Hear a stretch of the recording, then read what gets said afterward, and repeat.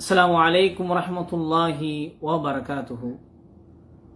إن الحمد لله نحمده ونستعينه ونستغفره ونؤمن به ونتوكل عليه ونعوذ بالله من شرور أنفسنا ومن سيئات أعمالنا. من يهده الله فلا مضل له ومن يضلل فلا هادي له. وأشهد أن لا إله إلا الله وحده لا شريك له وأشهد أن محمدا عبده ورسوله أما بعد. وقال تعالى في القرآن الكريم والقرآن المجيد: أعوذ بالله من الشيطان الرجيم بسم الله الرحمن الرحيم.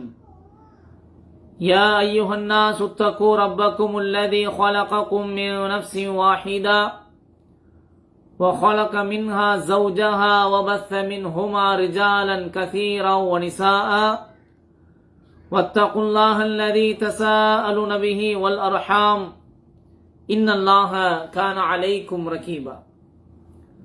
وقال أيضا: يا أيها الذين آمنوا اتقوا الله حق تقاته ولا تموتن إلا وأنتم مسلمون. وقال نبينا محمد صلى الله عليه وسلم: خيركم من تعلم القرآن وعلمه كما قال عليه الصلاة والسلام. எல்லா புகழும் ஏகிறவனாகிய அல்லாஹ் ஒருவனுக்கு மாத்திரம் உரித்தானதாக, அவனுடைய சாந்தியும் சமாதானமும் நம்மெல்லாம் உயிர்விட மேலாக நேசிக்கக்கூடிய உத்தம சத்திய தூதர் முஹம்மது நபி ஸல்லல்லாஹு அலைஹி வஸல்லம் அவர்கள் மீதும், அவர்களை பின்பற்றி வாழ்ந்த சத்திய சஹாபாக்கள், தபிஈன்கள், தபா தபிஈன்கள், சுஹதாக்கள், இமாம்கள், நல்லோர்கள் அனைவர்கள் மீதும், இன்னும் உங்கள் மீதும் எம் மீதும் ஒட்டுமொத்த இஸ்லாமிய சகோதர சகோதரிகள் மீதும் அல்லாஹுடைய சாந்தியும் சமாதானமும் என்றும் என்றென்றும் நின்று நிலவட்டுமாக என பிரார்த்தனை செய்தவனாய், அன்பார்ந்த இஸ்லாமிய சொந்தங்களே, உறவுகளே, அல்லாஹ் ரப்பூல் ஆலமீன் நம்ம எல்லாம் இந்த இஸ்லாமிய மார்க்கத்தின் மீது பயணம் செய்ய வைத்திருக்கிறான். அல்ஹம்துலில்லாஹ் சும்ம அல்ஹம்துலில்லாஹ். அன்பார்ந்த உறவுகளே, மனிதன் என்றாலே இயற்கையாகவே யதார்த்தமான முறையில் ஏதோ ஒரு வகையில் தெரிந்தோ தெரியாமலோ அறிந்தோ அறியாமலோ ஏதோ ஒரு வகையில் தவறு இழைக்கக்கூடியவனாக இருக்கிறார். அல்லாஹுடைய தூதர் ஸல்லல்லாஹு அலைஹி வஸல்லம் அவர்கள் சொன்னார்கள், குல்லு பனி ஆதம் கத்தாவுன். அப்ப ஆதமுடைய மகன்கள் எல்லோரும் தவறு செய்யக்கூடியவர்கள் தான். இது ஹதீஸினுடைய ஒரு பகுதி. மற்றொரு பகுதி நாம் பார்க்கும் பொழுது, அப்ப தவறு செய்யக்கூடியவர்கள் அவர் பாவிகள் மட்டும்தானா? தவறு செய்யக்கூடியவர்களுக்கு வேறு மாற்று வழியே இல்லையா என்று நாம் யோசிக்கும் பொழுது, அடுத்த ஒரு ஹதீஸின் ஒரு பகுதியை அல்லாஹுடைய தூதர் யாரெல்லாம் தவறு செய்வார்களோ அவர்களுக்கெல்லாம் ஒரு நற்செய்தியாக ஒரு செய்தியை சொல்கிறார்கள். குல்லு பனி ஆதம் கத்தாவுன். ஆதமுடைய மகன்கள் எல்லோரும் தவறு செய்யக்கூடியவர்கள் தான். ஆனால் வகைருல் கத்தாயின் அத்தவ்வாவுன். அந்த தவறு செய்யக்கூடியவர்களில் சிறந்தவர்கள் யார் என்று சொன்னால், அல்லாஹ்விடத்திலே பாவமீட்சி கேட்கக்கூடியவர்கள். ஆக தவறு செய்வது என்பது இயல்புதான். ஆனால் அந்த தவறையே நிலைத்திருக்காமல், அந்த தவறை தவறென்று உணர்ந்து தனது வாழ்க்கையில் மீண்டும் அந்த தவறு வரக்கூடாது என்று அவன் சிந்தித்து அல்லாஹுடைய பயத்தை தன்னுடைய உள்ளத்தில் நிலைநிறுத்தி, அல்லாஹ் என்னை பார்க்கிறான், எங்கு சென்றாலும் அல்லாஹ் என்னை பார்க்கிறான், எந்த மூல முடுக்கில் நான் இருந்தாலும் அல்லாஹ் என்னை பார்க்கிறான், எந்த ஒரு காரியமும் எனது ரப்பை விட்டு மறைந்து விடாது, நான் எனது சமூகத்துக்கு தெரியாமல் நான் தவறு செய்யலாம், என் குடும்பத்திற்கு தெரியாமல் நான் தவறு செய்யலாம், என் நண்பர்களுக்கு உறவினர்களுக்கு இப்படி யாருக்கு என்றாலும் தெரியாமல் நான் தவறு செய்யலாம். ஆனால் என்னை படைத்து பரிபாலிக்கக்கூடிய, என்னை செம்மப்படுத்திய எனது ரப்புக்கு முன்னால் எந்த ஒரு தவறும் மறைந்து விடாது என்பதை நாம் விளங்கியவர்களாக அல்லாஹ்விடத்திலே அந்த தவறை ஒப்புக்கொண்டு, அல்லாஹ்விடத்தில் அந்த தவறை நாங்கள் ஒப்புக்கொண்டு சரணடைந்து அல்லாஹ்விடத்திலே அந்த பாவத்தை ஒப்புக்கொண்டு நாங்கள் பாவமீட்சி கேட்கக்கூடியவர்களாக இருப்போம் என்று சொன்னால் நாம் சிறந்தவர்களாக நாம் மாறலாம். அன்பார்ந்தவர்களே, இங்கு நாம் விளங்க வேண்டிய விஷயம் இன்னொன்று என்னவென்றால், அல்லாஹுவுக்கு நம்முடைய விஷயம் எதுவுமே மறந்து விடாது என்பது நாம் வெளிப்படையாக செய்வது மட்டுமல்ல, நான் வெளிப்படையாக செய்வதும் சரி அல்லது என் உள்ளத்தில் நான் நினைப்பதாக இருந்தாலும் சரி, எதுவுமே அல்லாஹ்விடத்திலே மறந்து விடாது என்பதை நாம் இங்கு விளங்கிக் கொள்ள வேண்டும். வெளிப்படையாக நாம் ஒளிந்து செய்கிறோம், இது மக்களுக்கு தெரியாமல் இருக்கலாம், அதுவும் அல்லாஹ்வுக்கு தெரியும். அல்லது மக்களுக்கு மத்தியில் நாம் இருந்து கொண்டு நூற்றுக்கணக்கான நபர்கள், ஆயிரக்கணக்கான நபர்களுக்கு மத்தியில் நாம் நின்று கொண்டு என் முகத்தில் எந்த விதமான ஒரு ரியாக்ஷனையும் எந்த விதமான ஒரு பாவனையும் நான் காமிக்காமல் வெளிப்படையில் நான் சிரித்துக் கொண்டு உள்ளத்தில் நான் தவறை நான் நினைத்திருந்தால், நான் 1000 நபர்களுக்கு மத்தியில் நான் நின்று கொண்டிருந்தாலும் அவர்களால் அதை பார்க்க முடியாது. ஏன்? இது எனது உள்ளத்தோடு சம்பந்தப்பட்டது. ஆனால் அப்படி உள்ளத்தோடு சம்பந்தப்பட்ட விஷயமாக இருந்தாலும், யாரும் அறியாத அளவிற்கு நான் உள்ளத்திலே நினைக்கக்கூடிய விஷயமாக இருந்தாலும், அதுவும் அல்லாஹுவுக்கு எந்த விதமான ஒளிவும் மறைவும் இல்லாமல் அல்லாஹுவுக்கு மிக தெள்ளத் தெளிவாக தெரியும் என்பதை நாம் இங்கு விளங்கிக் கொள்ள வேண்டும். ஆக சுருக்கமாக சொல்வதாக இருந்தால், தவறை வெளிப்படையாக செய்தாலும், தவறை அந்தரங்கத்தில் நாங்கள் மறைந்திருந்து செய்தாலும் அல்லது உள்ளத்தில் மறைத்து வைத்திருந்தாலும், இது மக்களுடைய பார்வைக்கு வேண்டுமானால் மறைந்திருக்கலாம். ஆனால் நம்மை படைத்த ரப்புடைய பார்வைக்கு முன்னால் எந்த ஒரு தவறும் மறையாது என்பதை நாம் இங்கு விளங்கிக் கொள்ள வேண்டும். இந்த ஒரு விஷயத்தை நாங்கள் புரிந்து கொண்டோம் என்றால், கண்டிப்பான முறையில் தவறுகளை செய்யும் பொழுது ஒரு கணம் நாங்கள் யோசிக்கக்கூடியதாக இருப்போம். அது நீங்களாக இருந்தாலும் சரி, யாராக இருந்தாலும் சரி, நானாக இருந்தாலும் சரி, உலகத்தில் இருக்கக்கூடிய எவராக இருந்தாலும் அல்லாஹுடைய இந்த தன்மையை விளங்கியிருந்தோம் என்று சொன்னால், கண்டிப்பான முறையில் நமது வாழ்க்கையில் தவறு என்பது மிக குறைவாக நடக்கும். அந்த அளவுக்கு நாம் அல்லாஹ் விளங்கி வைத்திருந்தோம் என்று சொன்னார். தவறு செய்வதற்கு முன்னால் என்னை படைத்த ரப்புல் ஆலமீன் எப்படிப்பட்டவன் என்பதை நாம் விளங்கி பார்க்க வேண்டும், யோசனை செய்து பார்க்க வேண்டும்.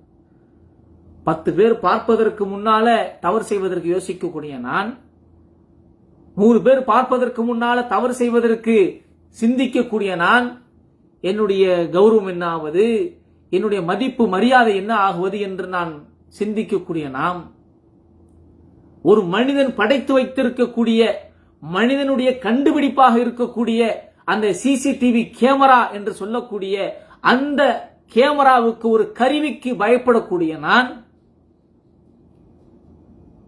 என்னை படைத்த ரப்புனுடைய பார்வை எந்நேரமும் என் மீது இருக்கிறது, நான் செய்யக்கூடிய ஒவ்வொரு விஷயத்தையும் அல்லாஹ் நியமித்த மலக்குமார்கள் அதை பதிவு செய்கிறார்கள். ஒரு வார்த்தை நான் நாவினால் பேசினாலும், நாவை அசைத்தாலும், உதட்டை அசைத்தாலும் அனைத்தும் தெள்ளத் தெளிவாக அப்படியே பதிவு செய்யப்படுகிறது என்பதை நாம் விளங்கியிருந்தால், கண்டிப்பான முறையில் அந்த சிசிடிவி கேமராவுக்கு பயப்படுவது எவ்வளவு அதிகமாக பயப்படுகிறோம், அதைவிட அதிகமாக இது விளங்கியிருந்தால் நாம் பயப்பட வேண்டும். ஆனால் நாம் பயப்படுவதல்ல, அல்லாஹ் பாதுகாக்க வேண்டும். இயந்திரங்கள் கூட எது நேரமும் பழுதடையலாம், பழுதாகி போகலாம், நாம் செய்யக்கூடிய தவறுகள் அதில் பதிவாகாமல் இருக்கலாம். ஆனால் நாளை மறுமையில் நாம் செய்த ஒவ்வொரு விஷயமும் துளி அளவு கூட, ஒரு கடுகளவு கூட மறைக்கப்படாமல் மிக தெள்ளத் தெளிவாக அல்லாஹ்விடத்திலே சமர்ப்பிக்கப்படும் என்றால், நாம் சிந்தனை செய்து பார்க்க வேண்டும். எப்படிப்பட்ட ரப்புக்கு முன்னால் இன்றைய தினத்தில் நாம் வாழ்ந்து கொண்டு இருக்கிறோம், எந்த ரப்பை நாம் வணங்கி கொண்டு இருக்கிறோம், எந்த ரப்பு என்னை கண்காணித்துக் கொண்டு இருக்கிறான் என்பதை நாங்கள் விளங்க வேண்டும். அதை நாங்கள் யோசிக்காமல் இருப்பதனால்தான் வியாபாரமாக இருந்தாலும் சரி, குடும்ப வாழ்க்கையாக இருந்தாலும் சரி, சமூக வாழ்க்கையாக இருந்தாலும் சரி, எல்லா விதத்திலும் சர்வ சாதாரணமாக நாங்கள் தவறுகளை செய்யக்கூடியவர்களாக, பாவத்தில் விழுகக்கூடியவர்களாக நாங்கள் இருக்கிறோம். அநீதம் செய்யக்கூடியவர்கள், அக்கிரமம் செய்யக்கூடியவர்கள், மோசடி செய்யக்கூடியவர்கள், ஏமாற்றக்கூடியவர்கள், இப்படி சொத்தை அபகரிக்கக்கூடியவர்கள் எல்லோரும் அல்லாஹ்வுடைய இந்த தன்மையை விளங்காததினால் சாதாரணமாக இந்த உலகத்தில் நாம் நடைபோட்டு கடந்து சென்று கொண்டிருக்கிறோம். அன்பார்ந்தவர்களே, ஒரு கணம் நமது ரப்பை பற்றி நாம் சிந்தனை செய்து பார்க்க வேண்டும். அன்பார்ந்தவர்களே, தவறுகள் செய்யப்படுகிறது, செய்கிறோம், அதை ஒரு நபர் சுட்டி காமிக்கிறார் என்று சொன்னால் அது தவறு என்று நமக்கு குர்ஆன் மூலியமாக, ஹதீஸின் மூலியமாக தெளிவாக இது எடுத்துரைக்கப்படுகிறது என்று சொன்னால் ஒரு மூமினுடைய பண்பு, தன்மை என்னவாக இருக்க வேண்டும்? அதை விட்டு விலகக்கூடியவர்களாக இருக்க வேண்டும். அதை முடிந்த அளவுக்கு நம்முடைய வாழ்க்கையிலிருந்து தவிர்க்கக்கூடியவர்களாக இருக்க வேண்டும். அதை விட்டுவிட்டு எப்பொழுது நமது தவறுகள் நமக்கு சுட்டி காமிக்கப்படும் பொழுது, அதை குர்ஆனும் ஹதீஸும் நமக்கு முன்னிறுத்தும் பொழுது, மார்க்கம் இதை செய்யக்கூடாது என்று நமக்கு தடை விதிக்கும் பொழுது, அதை செய்திருப்போம் என்று சொன்னால் அது தவறு என்று தெரிந்ததற்கு பிறகு நம் உள்ளங்கள் உறுத்தி அதை விட்டு வெளிவருவதற்கு நாங்கள் முயற்சி செய்ய வேண்டுமே தவிர, அந்த தவறை சரிகாணுவதற்கான வழிகளை நாம் தேடக்கூடாது. இன்றைக்கு நிறைய நபர்களிடத்தில் இருக்கக்கூடிய தவறுகள் அதுதான். தவறை சரிகாணுவதற்காக வேண்டி மார்க்கத்தில் ஏதாவது ஒரு வழி கிடைக்குமா என்று யோசனை செய்து பார்க்கிறான். அல்லது தான் செய்த தவறை தவறென்று ஒப்புக்கொள்ளாமல் அவர்கள் செய்யவில்லையா, இவர்கள் செய்யவில்லையா என்று தன்னுடைய தவறுக்கு வலு சேர்க்கும் வண்ணமாக ஒப்புமை செய்து பார்க்கிறார்கள். நாளைக்கு அவங்க செஞ்சாங்க, இவங்க செஞ்சாங்க, இவங்க பண்றாங்க, அவர்கள் பண்ணுகிறார்கள், அதெல்லாம் விட்டுட்டு எங்கிட்ட கேட்கறீங்க, இந்த மாதிரியான வாசகத்தை பயன்படுத்துறாங்க. அப்ப இப்படிப்பட்ட வாசகங்கள் எங்கு கொண்டு போய் விடும் தெரியுமா? எப்படிப்பட்ட ஒரு நிலைமை நமக்கு ஏற்படுத்தும் என்று சொன்னால், அவர்கள் செய்கிறார்கள், இவர்கள் செய்கிறார்கள், எனவே நானும் செய்கிறேன், அவர்களிடத்தில் கேட்கவில்லை, எங்கிட்ட கேட்கிறீங்கிற இந்த நிலைப்பாட்டுக்கு நாம போனோம்னா கடைசி வரை அந்த தவறை விட்டு விலகுவதற்கான வழியையும் பெற்றுக்கொள்ள முடியாது, அந்த தவறை தவறென்று நாங்கள் உணரவும் முடியாது. இது ஒரு பிடிவாதத்தின் காரணமாக தவறு நமது வாழ்க்கையில் அப்படியே நிலைத்திருக்கக்கூடியதையும் நாங்கள் புரிந்து கொள்ள வேண்டும். அது அப்படி நிலைத்துவிடும். அல்லாஹ் பாதுகாக்க வேண்டும். ஆக தவறு என்பது சுட்டி காட்டப்படும் பொழுது நாம் அதை விட்டு விலகக்கூடியவர்களாக நாம் இருக்க வேண்டும். எந்த விதமான விருப்பும் வெறுப்பும் இல்லாமல் மார்க்கம் நமக்கு சொல்கிறது என்று சொன்னால் அதை நாங்கள் பின்பற்ற வேண்டும். அல்லாஹ்வை பயந்து கொள்ளுங்கள் என்று சொல்லப்பட்டால் நமது உள்ளங்கள் நடுங்க வேண்டும். அதை விட்டுவிட்டு அதற்கு முட்டு கொடுக்கும் வண்ணமாக நான் செய்த தவறை சரிகாணுவதற்காக வேண்டி வேறு ஏதாவது வழிகள் இருக்குமா என்று அதை தேடாமல் நாம் அந்த தவறை விட்டு விலகி வர வேண்டும். நாம் அதை உணர வேண்டும். அதை உணர்ந்து வெளிவர வேண்டும். அதை விட்டுவிட்டு அந்த தவறை நாங்கள் முட்டு கொடுக்கக்கூடியவர்களாகவும் அந்த தவறை நாங்கள் சரிகாணுவதற்கான வழிகளை தேடக்கூடியவர்களாக நாம் இருக்கக்கூடாது. அல்லாஹ் பாதுகாக்க வேண்டும். அல்லாஹ் பாதுகாக்க வேண்டும். அன்பான இஸ்லாமிய சொந்தங்களை, உறவுகளே, இந்த உலகம் என்பது நிரந்தரம் இல்லை என்பதை நாங்கள் உள்ளத்தில் ஆழமாக நாங்கள் பதிவு செய்ய வேண்டும். இந்த உலகம் நிரந்தரம் அல்ல.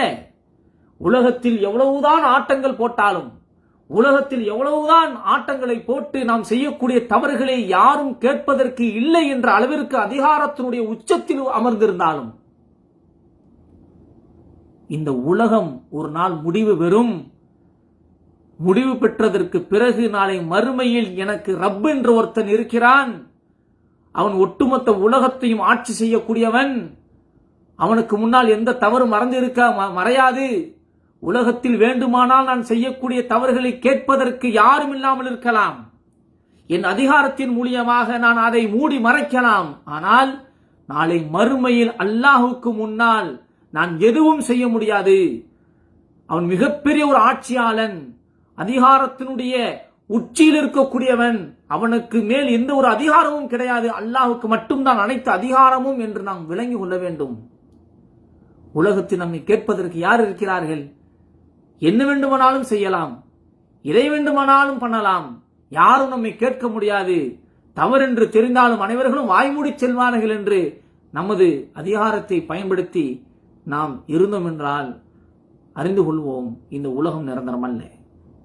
இந்த உலகத்தில் வேண்டுமானாலும் செய்யக்கூடிய தவறுகளை சிலர்கள் கண்டு கொள்ளாமல், பார்க்காமல், கேட்காமல் இருக்கலாம். எத்தனை ஆண்டுகள் வாழப் போகிறோம்? 60, 70, 80, 90, 100 எத்தனை ஆண்டுகள் வாழ முடியும்? 1000 ஆண்டுகள் உலகத்தில் வாழ்ந்தாலும் என்றைக்காவது ஒரு நாள் இந்த உலகத்தை விட்டு நாங்கள் பிரிந்துதான் ஆக வேண்டும். இந்த உலகம் நமக்கு நிரந்தரம் அல்ல. குல்லு மன் அலைஹா ஃபான். அல்லாஹ் குர்ஆனில் பதிவு செய்வான்.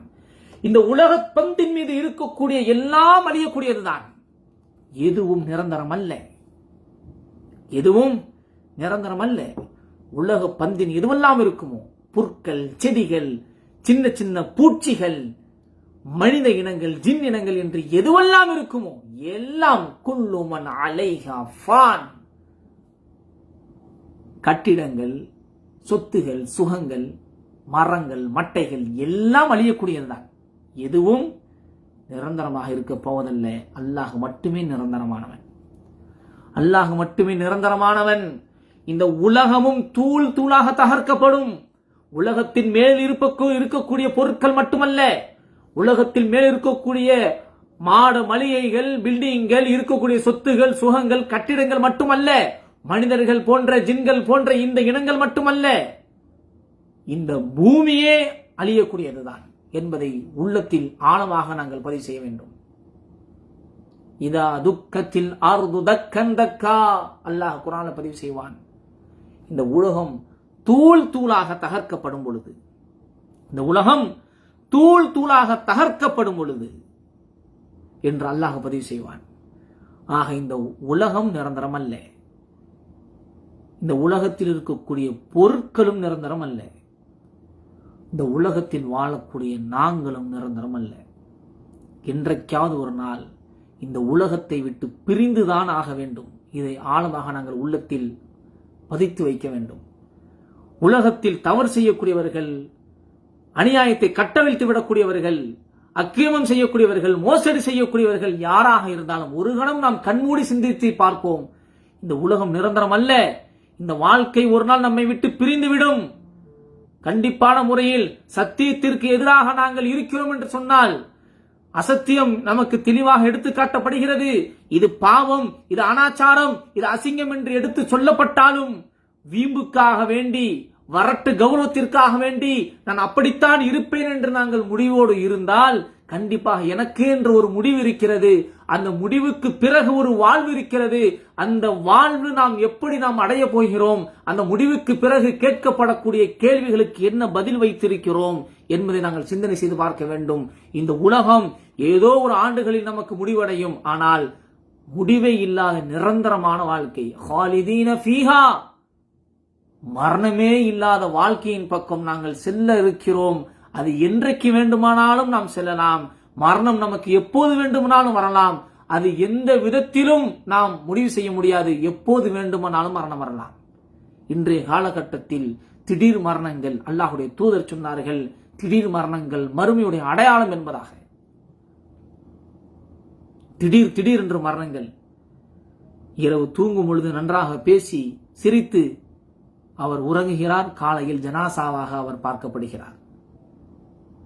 சின்ன சின்ன குழந்தைகள் திடீரென்று மாரடைப்பால் இறந்த செய்திகளை இன்றைய தினத்தில் பல நியூஸ்களில் நாம் பார்க்கத்தான் செய்கிறோம். கொத்து கொத்தாக மக்கள் இறக்கிறார்கள். கொத்து கொத்தாக. சமீபத்தில் நடந்த அகமதாபாத்தினுடைய விமான விபத்தை, இந்தியாவில் நடந்த விமான விபத்தை நாங்கள் அனைவரும் ஊடகங்கள் ரீதியாக நியூஸ்களில் பார்த்திருப்போம். அவர்கள் நினைத்து பார்த்திருப்பார்களா, இன்னும் 5 நிமிடத்தில் நமது வாழ்வு முடிய போகிறது என்று? அவர்கள் எண்ணி பார்த்திருப்பார்களா? எத்தனை குடும்பங்கள் கொத்து கொத்தாக இறந்து போனார்கள். சின்ன பிள்ளைகள், கணவன் மனைவி, புதிதாக வாழ்க்கையை தொடங்க போகிறோம், அங்கு சென்று செட்டிலாக போகிறோம், லண்டனுக்கு போகிறோம் என்ற எத்தனை கனவுகளோடு போனார்கள். 5 நிமிடத்தில் அவருடைய கனவுகள் எல்லாம் அப்படி கரிந்து போனது. யாருடைய மரணம் எப்பொழுது எங்கு வரும் என்று நமக்கு தெரியாது. அப்ப எந்த தைரியத்தில் நாங்கள் பாவத்தில் மூழ்கி கிடக்கிறோம்? அல்லாஹ் நம்மை பாதுகாக்க வேண்டும். பேசக்கூடிய நானாக இருக்கலாம், கேட்கக்கூடிய நீங்களாக இருக்கலாம். அல்லாஹ் நம்மை பாவத்திலிருந்து பாதுகாக்க வேண்டும். அதே போன்று வரட்டு பிடிவாதத்திலிருந்தும் நாங்கள் மீண்டு வர வேண்டும். எந்த தைரியத்தில் நாங்கள் அநீதம் செய்யக்கூடியவர்களாக, அட்டுழியம் செய்யக்கூடியவர்களாக, பாவங்களை பகிரங்கமாக செய்யக்கூடியவர்களாக, அனாச்சாரத்தை ஆதரிக்கக்கூடியவர்களாக நாம் எந்த தைரியத்தில் இருக்கிறோம்? அனாச்சாரத்தை செய்யும் பொழுது மரணம் வந்தால், பாவத்தை மக்களுக்கு ஊக்குவிக்கும் பொழுது மரணம் வந்தால் நமது நிலைமை என்னவாகும்? ஆக யதார்த்தத்தை நாங்கள் புரிந்து கொள்வோம். இந்த உலகம் நிரந்தரமானதல்ல. இந்த உலகம் நிரந்தரமானதல்ல. ஒரு வழிபோக்கனை போன்றுதான் நாங்கள் வாழ வேண்டும். இந்த உலகமே நமக்கு நிரந்தரம் என்ற அந்த எண்ணத்தில் சம்பாதிப்பதையே அதிகமாக நோக்கமாக கொண்டு இபாதத்தை ஓரம் தள்ளிவிட்டு தொழக்கூடியவர்கள், தொழாமல் இருக்கக்கூடியவர்கள் எத்தனையோ நபர்கள் இருக்கிறார்கள். எத்தனையோ நபர்கள் தொழாமல் இருக்கக்கூடியவர்கள் இருக்கிறார்கள். பள்ளியின் பக்கம் கூட ஒதுங்காதவர்கள் இருக்கிறார்கள். அல்லாஹுடைய பெயரை நாவில் திக்ர் செய்யாதவர்கள் இருக்கிறார்கள். எந்த தைரியத்தில் நாம் வாழ்கிறோம்? எந்த நினைப்பில் நாங்கள் வாழ்ந்து கொண்டிருக்கிறோம்? அன்பான இஸ்லாமிய சொந்தங்களை, உறவுகளை நாம் சிந்தனை செய்து பார்க்க வேண்டும். நாங்கள் அல்லாஹ்விடத்திலே சென்று நாங்கள் என்ன பதிலை வைத்திருக்கிறோம்? ஆக பாவங்களை விட்டு விலகக்கூடியவர்களாகவும், இந்த உலகம் நிரந்தரம் அல்ல என்பதை நாங்கள் விளங்கி செயல்படக்கூடியவர்களாக நாம் இருக்க வேண்டும். சில நபர்கள் தவறுதான புரிதலில் எத்தனையோ நபர்கள் வாழ்கிறார்கள், வேலை செய்கிறார்கள். ஆனால் எதற்காக தொலைவில்லை என்று சொன்னால், நாங்கள் வேண்டுமென்ற தொழாமல் இருக்கிறோம், வேலையின் காரணமாக தொழ முடியவில்லை, இது அல்லாஹுக்கு தெரியும் தானே. அப்படி என்று தொழுகை விடுவதற்காக இவர்கள் சொல்லக்கூடிய இந்த காரணங்கள். நேரம் கிடைச்சா தொழுதுருப்போம், ஆனா எங்களுக்கு நேரம் இல்லை, அல்லாஹ் எங்களை பார்த்துக்கிட்டு தானே இருக்கிறான். இப்படி சக இஸ்லாமியர்கள் பேசிக் கொள்கிறார்கள். நேரம் கிடைத்தால் தொழுதுருப்போம், நேரம் இல்லாதனால தொழுகல்ல, அல்லாஹ் பார்த்துக்கிட்டு தானே இருக்கிறான், அதனால ஒன்றும் பிரச்சனை இல்லை. இவர்களே மார்க்க திருப்பு கொடுத்துக்கிறாங்க. எவ்வளவு பெரிய மோசமான நிலை வந்து விட்டது. அல்லாஹ் பாதுகாக்கணும், அல்லாஹ் பாதுகாக்கணும். ஆக தொழுகையை சர்வசாதாரணமாக விடக்கூடியவர்கள், பாவத்தையும் சர்வ சாதாரணமாக செய்யக்கூடியவர்கள். தொழுகையும் விடுறாங்க, பாவத்தையும் செய்கிறார்கள். அல்லாஹுடைய தூதர் ஸல்லல்லாஹு அலைஹி வஸல்லம் அவர்கள் சொன்னார்கள், அல்லாஹுடைய தூதர் சொல்லும் பொழுது, சொர்க்கத்தை தேடக்கூடியவன், சொர்க்கத்தை தேடக்கூடியவன் அவனும் தூங்கிக் கொண்டிருக்கிறான், நரகத்தை விட்டு விரண்டோடக்கூடியவன் அவனும் தூங்கிக் கொண்டிருக்கிறான் என்பதாக அல்லாஹுடைய தூதர் ஒரு செய்தியில் சொல்லியிருப்பாங்க. அப்ப சொர்க்கத்தை தேடக்கூடிய நாம், சொர்க்கத்தை ஆசைப்படக்கூடிய நாம் தூங்கிக் கொண்டிருக்கிறோம். என்ன அர்த்தம்? அமல்களை விட்டுவிட்டு அமல்களில் குறைபாடாக நாங்கள் வாழ்ந்து கொண்டிருக்கிறோம். இபாதத்தில் குறை வைத்தவர்களாக இன்றைய தினத்தில் நடைபோட்டுக் கொண்டிருக்கிறோம், தூங்கிக் கொண்டிருக்கிறோம். அதே நேரத்தில் அல்லாஹ் சொன்னார்கள், நரகத்தை விட்டு விரண்டோடக்கூடியவனும் தூங்கிக் கொண்டிருக்கிறான். நரகத்தை பார்த்து பயந்து அல்லாஹ்விடத்திலே நாங்கள் பாவமன்னிப்பு கேட்டு பாவத்தை விட்டு விலகக்கூடியவர்களாக இருக்கக்கூடிய நாமும் சிலர்கள் தூங்கிக் கொண்டு இருக்கிறார்கள் என்ற செய்தியும் நாங்கள் பார்க்கிறோம். ஆக அன்பார்ந்தவர்களே, நாம் சிந்தனை செய்து பார்க்க வேண்டும். இன்றைய தினத்தில் நாம் என்ன நிலைப்பாட்டில் இருந்து கொண்டிருக்கிறோம்? மரணமே வராது என்று நினைத்துக் கொண்டிருக்கிறோமா? அல்லது நாளை மறுமையில் ஏதாவது சொல்லிக் கொள்ளலாம், அல்லாஹ்விடத்தில் எப்படியாவது பதில் சொல்லிடலாம் என்ற தைரியத்தில் இருக்கிறோமா? அல்லாஹ் பாதுகாக்கணும், அல்லாஹ் பாதுகாக்கணும். ஆக அன்பான இஸ்லாமிய சொந்தங்களே, உறவுகளே, இந்த உலகம் நிரந்தரம் அல்ல. மீண்டும் மீண்டும் சொல்வது அதுதான். நமது வாழ்க்கையில் பாவம் என்று ஒன்று தெரிந்துவிட்டால், அது சுட்டி காமிக்கப்பட்டால், அதை எப்படியாவது விட்டு விலகுவதற்கு நாங்கள் முழு முயற்சி எடுக்க வேண்டும். அல்லாஹ் அதற்கு உதவி செய்வான். இது அநியாயம், இது அக்கிரமம், இது அசிங்கம், இது அனாச்சாரம் என்று நமக்கு சொல்லி சத்தியத்தை எடுத்து காமிக்கப்பட்டால், அது நமக்கு உள்ளத்தில் தெரியும் இது அனாச்சாரம் தான். அதை விட்டு உடனடியாக விலகக்கூடியவர்களாக இருக்க வேண்டும். அது அனாச்சாரம் என்று தெரிந்தும் இவர் என்ன சொல்றது, நாம் என்ன கேட்கிறது என்று, அதில் நான் அப்படிதான் செய்வேன், உங்களால் என்ன செய்ய முடியும் என்ற இந்த பிடிவாதத்தை நாம் சென்று விட்டால், சத்தியத்தை நாங்கள் ஏற்று வாழக்கூடிய அந்த நிலைமையை நாங்கள் இழந்து விடுவோம். அல்லாஹ் பாதுகாக்கணும். ஆக சத்தியம் சொல்லப்படும் போது அதை எந்த விதமான விருப்பம் இல்லாமல் வெறுப்பும் இல்லாமல் மார்க்கம் நமக்கு எடுத்து காட்டும் பொழுது, எனது மன இச்சை அந்த இடத்தில் நான் முற்படுத்தாமல், எனது ஆசை எதுவாக இருக்கலாம், மார்க்கம் இதை தவறு என்று சொல்லிவிட்டால் அதை விட்டு நான் விலகக்கூடியவனாக, அதை விட்டு முற்றிலுமாக நான் பின்வரக்கூடியவனாக, மார்க்கம் எதை எனக்கு வழிகாட்டியதோ அதை செய்யக்கூடியவர்களாக நாம் மாற வேண்டும். அப்படிப்பட்ட ஒரு நன்மக்களாக நமது வாழ்க்கையை நாங்கள் மாற்றி அமைக்க வேண்டும். அப்படி மாற்றி அமைப்போம் என்று சொன்னால், பாவத்தை விட்டு இது மார்க்கம் எனக்கு தடை செய்தது என்று நான் அதை விட்டு விலகுவேன் என்று சொன்னால் கண்டிப்பாக நாம் சிறந்தவர்களாக மாறிவிடுவோம். அதைத்தான் அல்லாஹ்வுடைய தூதர் சொன்னார்கள், குல்லு பனி ஆதம் ஹத்தாவுன் வ கைருல் ஹத்தாயின் அத்தவ்வாபுன். ஆக அல்லாஹ்விடத்திலே பாவமன்னிச்சு கேட்கக்கூடியவர்கள் தான் மிக மிக மிக சிறந்தவர்கள். ஆக பாவம் என்பது நமது வாழ்க்கையில் இயல்பாகவே ஏதோ ஒரு விதத்தில் வரக்கூடியதுதான். அது தெரிந்தோ தெரியாமலோ, அறிந்தோ அறியாமலோ, புரிந்தோ புரியாமலோ வரக்கூடியதுதான். ஆனால் அந்த பாவத்தை விட்டு நாம் விலகி அல்லாஹ்விடத்திலே பாவமன்னிச்சு கேட்கும் பொழுது நாம் சிறந்தவர்களாக நாம் மாறுகிறோம். ஆக அதிகமாக பாவமன்னிச்சு கேட்கக்கூடியவர்களாக இருக்க வேண்டும். இந்த காணொளியை பார்க்கக்கூடியவர்கள் யாரெல்லாம் இதை பார்ப்பீர்களோ எல்லோரும் சிந்தனை செய்து பாருங்கள். நான் எத்தனை முறை நான் பாவமன்னிப்பு அல்லாஹ்விடத்தில் கேட்டிருக்கிறேன்? எனது பாவத்தை எண்ணி எத்தனை முறை அல்லாஹ்விடத்தில் நான் கேட்டிருக்கிறேன்? அல்லாஹ்வுடைய தூதர் ஸல்லல்லாஹு அலைஹி வஸல்லம் அவர்கள் ஒரு நாளைக்கு 70 அல்லது 100 முறை பாவமன்னிப்பு கேட்பார்கள் என்பதை நாங்கள் ஹதீஸின் வாயிலாக பார்க்கிறோம். எத்தனை முறை இன்றைய தினத்தில் அந்த நாவு அஸ்தக்ஃபிருல்லாஹ், அல்லாஹ்வை மன்னித்துவிடு என்ற அந்த வார்த்தை எத்தனை முறை சொல்லக்கூடியதாக இருக்கிறோம்? துவா கேட்பதிலே அலட்சியம், பாவமன்னிப்பு கேட்பதில் அலட்சியம். எதனமது வாழ்க்கையில் பாவமே நடக்காததை போன்று, பாவம் என்றால் என்னவென்றே நமக்கு தெரியாததை போன்று இன்றைக்கு அல்லாஹ்விடத்தில் துவா கேட்பதிலும் அலட்சியம், பாவம் மீட்சி கேட்பதிலும் அலட்சியம். சிந்தனை செய்ய, உள்ளத்துல கை வச்சு நம்முடைய உள்ளத்துல நாமளே பரிசோதனை செய்து பார்ப்போம். எத்தனை முறை நான் இன்றைய தினத்தில் பாவம் மீட்சி கேட்டேன்? அல்லாஹ்விடத்தில் வருந்தி எத்தனை முறை நான் கேட்டேன்? என் வாழ்க்கையில எவ்வளவு பாவங்கள் நிகழ்ந்திருக்கும்? தெரியாமல் நான் யாரையும் பேசியிருக்கலாம், உள்ளம் காயப்பட்டு இருக்கும். ஏதோ ஒரு விதத்துல நாவினாலோ, கண்ணாலோ, வாயினாலோ, அல்லது காதினாலோ, என் காலினாலோ, கையினாலோ ஏதோ ஒரு விதத்தில் ஏதோ ஒரு பாவம் நடந்திருக்கலாம். அதற்காக அல்லாஹ்விடத்தில் நாம் பாவம் மீட்சி கேட்டிருக்கிறோமா? என்றைக்காச்சும் ஒரு நாளை ஒதுக்கி நாம் தௌபா செய்வோம், 2 ரக்காய் தொழுது நாம் தௌபா செய்து விடுவோம் என்று நாம் செய்திருக்கிறோமா? எத்தனை முறை வாழ்க்கையில் நாம் தௌபா செய்திருக்கிறோம்? எத்தனை முறை நமது வாழ்க்கையில் பாவமன்னிப்பு கேட்டிருக்கிறோம்? ஆக அன்பான இஸ்லாமிய சொந்தங்களை, உறவுகளை, இந்த காலனியை பார்க்கக்கூடிய சகோதரர்கள் உடனடியாக என்ன செய்வோம்? நேரத்தை ஒதுக்கி 2 ரக்காயத்தை தொழுது ஏதாவது பாவம் நமது வாழ்க்கையில் இருந்தால் அதை நினைத்து, யா அல்லாஹ், இந்த பாவத்திலிருந்து என்னை வெளியாக்கி விடு, இனிமே நான் பாவம் செய்ய மாட்டேன் உறுதி கொண்டு அல்லாஹ்விடத்திலே கண்கள் கலங்கி பாவமன்னிப்பு கேட்டு இன்ஷா அல்லாஹ் நாம் நமது பாவமன்னிப்பை அல்லாஹ்விடத்தில் முன்வைப்போம். அல்லாஹ் மன்னிக்கக்கூடியவன். இன்னல்லாஹ கஃபூருர் ரஹீம். அல்லாஹ் கஃபூர், மன்னிக்கக்கூடியவன், ரஹீம், இரக்கம் காட்டக்கூடியவன். கேளுங்கள் நான் தருகிறேன் என்று அல்லாஹ் சொல்கிறான். கேட்பதற்கு இன்றைக்கு நாங்கள் தயாராக இருக்கிறோமா என்று நாங்கள் சிந்தனை செய்து பார்க்க வேண்டும். அல்லாஹ்விடத்திலே எவ்வளவு கேட்கிறோம் அல்லாஹ்விடத்திலே சிந்தனை செஞ்சு பாருங்க. அல்லாஹ்விடத்திலே கேட்டால் அதிகமாக கேளுங்கள் என்று அல்லாஹ்வுடைய தூதர் ஸல்லல்லாஹு அலைஹி வஸல்லம் அவர்கள் சொல்லியிருக்கிறார்கள்.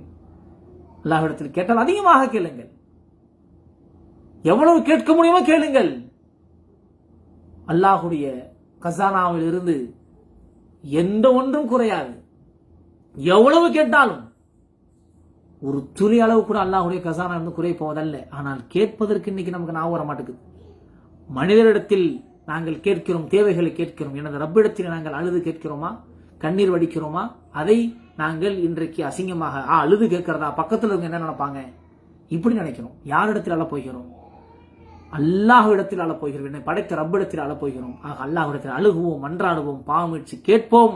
தவறென்று எங்களுக்கு சுட்டி காட்டும் பொழுது அந்த தவறை விட்டு விலகக்கூடியவர்களாக, முடிஞ்ச அளவுக்கு அதை விட்டு வெளிவரக்கூடியவர்களாக நாம் முயற்சி செய்வோம். அல்லாஹ் மன்னிக்கக்கூடியவன், அல்லாஹ் மன்னிப்பான், அல்லாஹ் இரக்கம் காட்டக்கூடியவன். அப்படிப்பட்ட ஒரு நல்மக்களாக அல்லாஹ் ரப்புல் ஆலமீன் உங்களை எண்ணி மாக்கள் புரிய வேண்டும் என்று நான் பிரார்த்தனை செய்தவனாய் எனது உரையை நான் நிறைவு செய்கிறேன். هذا ما عندي وعلم عند الله قولي قولي هذا استغفر الله لي ولكم واستعف عني وعنكم. السلام عليكم ورحمة الله وبركاته.